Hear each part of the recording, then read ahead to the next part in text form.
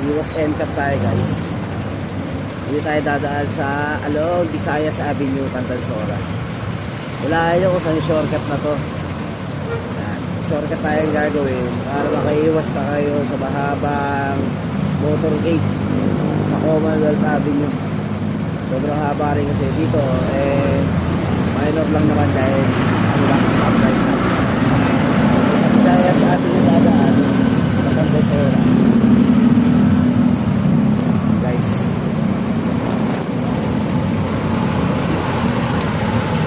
Usok.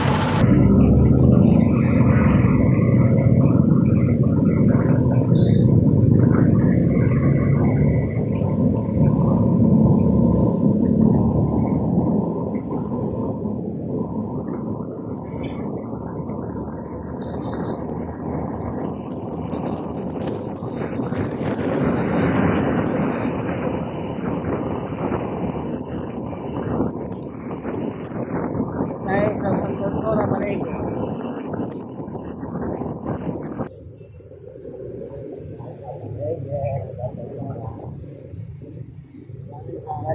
Guys. At hindi naman natulihin.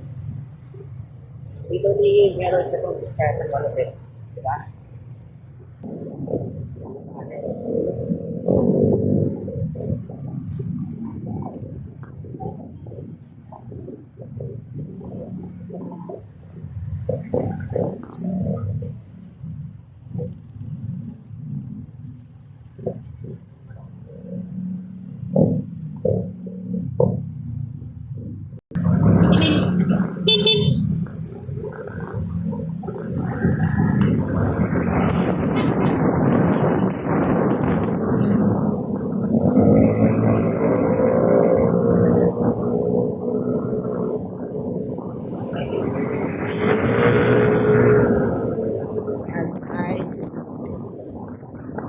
So, right.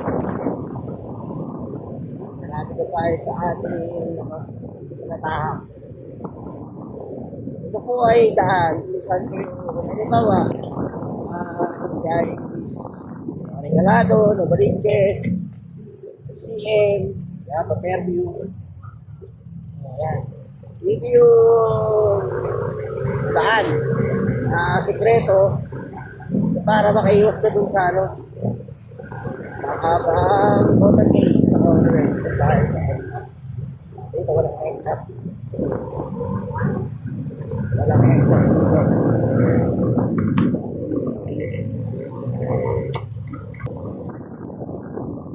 Ito marami na nakakaalam nito guys. Walaan nyo lang, right comment down. Kung saan ito at nadaanan nyo na rin ba. Hindi naman shortcut ko, pero pwede na rin tawagin shortcut. Tawag mo lang dito. Pero shortcut din naman talaga to. Ito lang kasi eh. Nasa ako na nadaan mo yan. Dalawang daan to, pwede din sa kabila, pwede rin dito. Yung isa ang labas ng Papayapa. Ito ang labas dito sa Uyo. Ganyan na. Nahulaan nyo na ba guys? Lagi na. Diba? Mga ka-NCAP. Walang ka-traffic.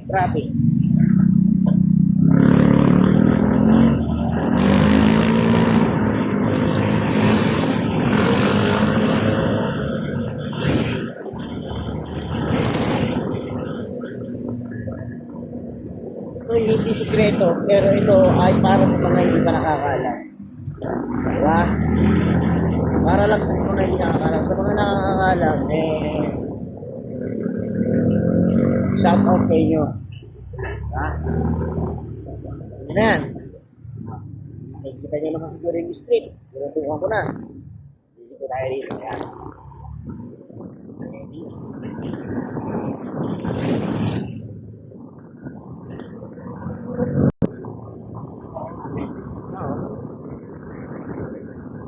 Hi guys. Yan ha. Alam nyo na. Sa mga hindi pa nakakaalam. Alam nyo na. Ito yung Bigoy Street. Hanapin nyo lang to, tatagpuan nyo lang to sa ano, sa Imlayan. Makabuta pa tayo ng ulan. Pero hopefully sana hindi. Sana nasa bahay na tayo bago.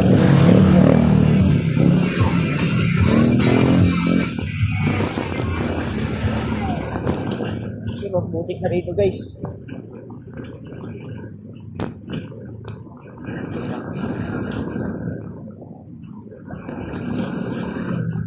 Paano na lang pag nandun na sa ano, Commonwealth area, biglang bumusak ulan. Bilang, tap. Paano yun? Diba? Wait, ang daming mahuhuli na yun. Pag-ulan kasi sisilong sila eh. Pupunta sila sa bike lane eh. Maghihintuan sila sa mga ano, ilalim ng ano. Obstruction sila doon guys. Wait talaga. Siyempre sa kalagitnaan ka ng biyahe, biglang umulan, mainit, patay. Lagnat ang aabutin mo. Pambiling gamot. Tapos may violated na ba? Diba? Sabi ko eh. Hindi pag-iisipan.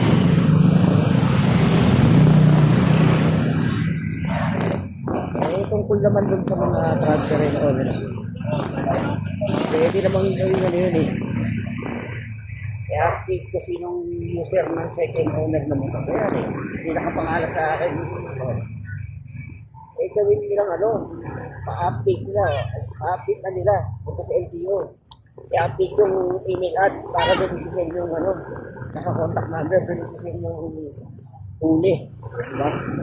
Simple reason. Diba? At saka yung mga magpaparehistro pa lang ngayon, latest, hindi sa kanila nakapangalan, pa-update nila yung email ad. Yung email ad naman isisend yung ano eh. Yung video, di ba? Diba? Sana yun yung maiisip nila. Oo, talaga. Diba? Pera talaga, yun talaga mangyayari. Aspect mo. Pag gusto mo lang talaga yung servisyo, magbigay yung information, mas mabilis. Yung email ad, update nyo. May email ad naman lang dyan. Wala naman. Mandatory gumawa sila ng email ad. Hindi nyo lang kukunin yung password eh. Lang, ito na. Siksik na daan. Kita nyo naman, di ba? Ubuhos na ulan. Bakit na ako magkakapote sa labas?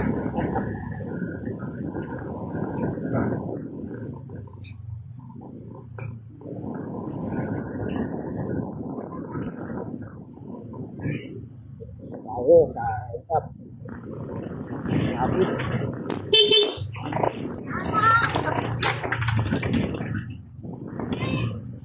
Galit na yung ano.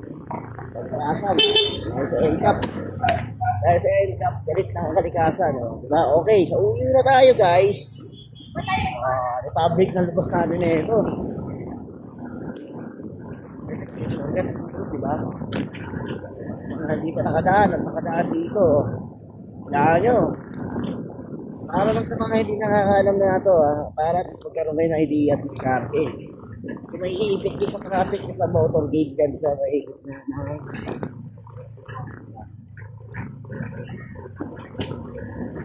diskarte na tayo guys. Ay, na. Kailangan natin sa bilong.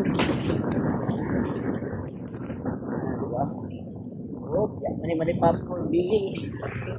Silong na kayo guys. Labas. Makikita nyo na muna yung lugar. Ataw ko. Please. Lagi na to. Ito yung Visayas Extension.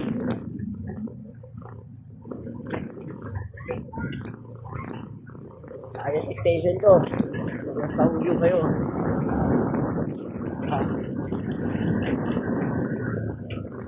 Diba? Hindi ka lang, hindi naabutan ng ulan.